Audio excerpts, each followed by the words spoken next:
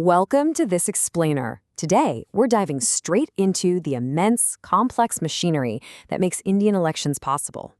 You know, we hear the phrase, the world's largest democracy all the time, right? But the sheer logistical reality of how that democracy actually functions, it's absolutely staggering.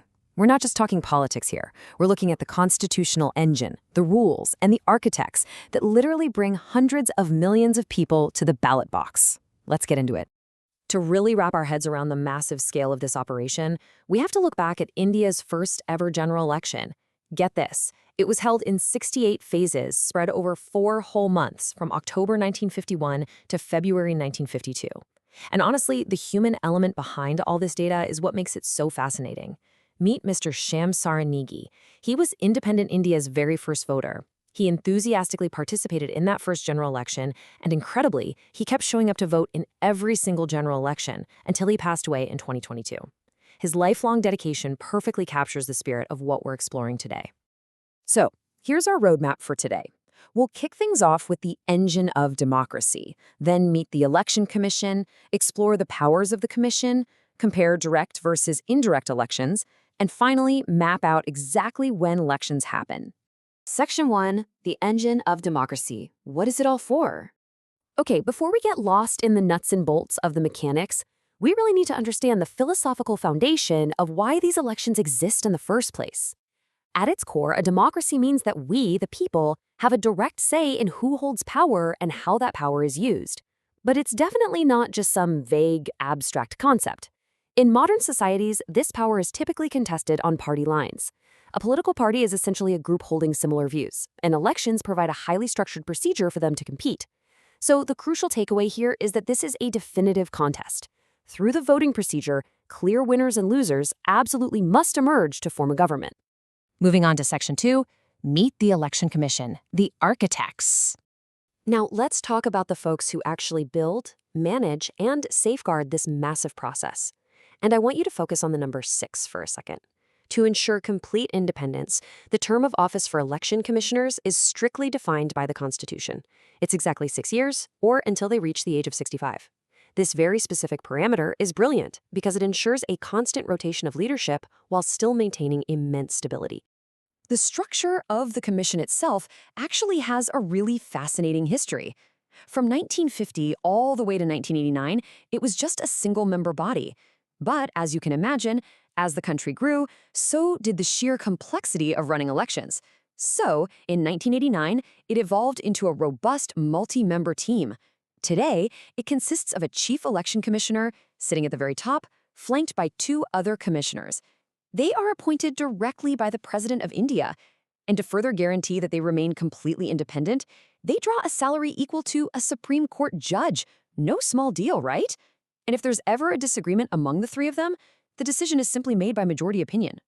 Section 3, Powers of the Commission. Running the show. Let's see how these architects actually go about running the show, because they wield a staggering amount of power and responsibility as the nation's ultimate referees. Their vast web of duties goes far, far beyond just counting votes. I mean, they allot those famous election symbols to recognize political parties, and they can even freeze those symbols if factions start fighting over them.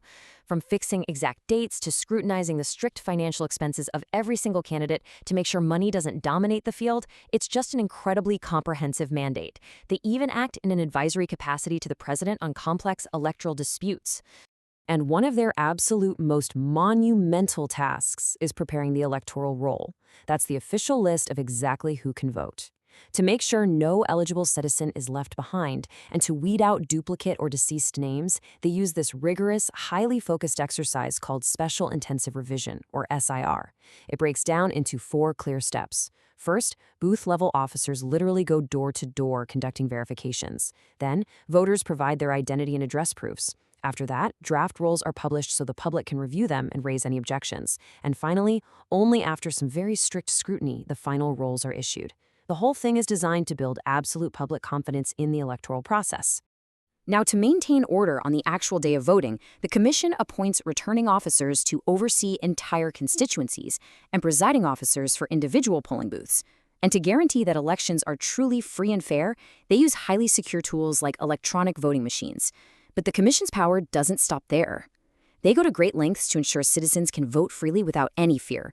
They can send out central observers, completely countermand polling if they even suspect malpractice, and prescribe severe punishments for serious offenses like booth capturing. They don't mess around. Section 4. Direct versus indirect elections. The architecture. Having established the rulemakers, let's look at the actual architecture of how Indians cast their votes. Because, spoiler alert, it isn't just a simple one-size-fits-all system. The fundamental loop of any democracy looks something like this. The people elect representatives. Those representatives form the government.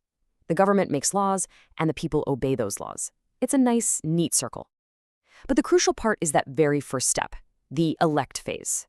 In India, this actually branches off into two completely distinct paths, depending on the office being filled. The stark contrast between the two is super clear. Direct elections are what we usually picture when we think of voting. Everyday adult citizens casting their ballots.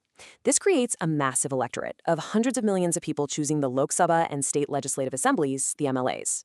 But indirect elections, they have a very, very small electorate, consisting only of already elected representatives.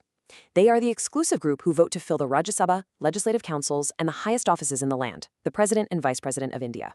Finally, Section 5. When do elections happen? The timing. We really need to understand the complex timeline that triggers all these massive logistical undertakings, because the Election Commission doesn't just work once a decade. They are constantly managing overlapping election cycles. While we usually just think of the standard 5-year cycle of a general election, the machinery has to be ready for disruptions. General elections happen at the normal expiry of a term. But let's say a legislature is dissolved early. Maybe a government loses its majority before its 5 years are up. Well, then a midterm election is held to form a brand new House for a full new 5-year term. And what if just one member dies or resigns? That triggers a by-election to fill that single specific seat for the remainder of the current term. So you can think of midterm and by-elections as essential circuit breakers used to maintain the democratic balance. As we wrap up this explainer, I want to leave you with a really fascinating question drawn directly from our source material, something to really ponder.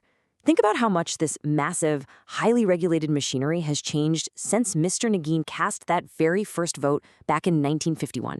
How has voter turnout evolved over the decades?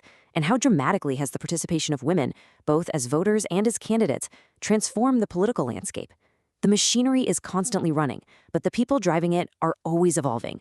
Thanks for joining me on this deep dive into the engine of democracy.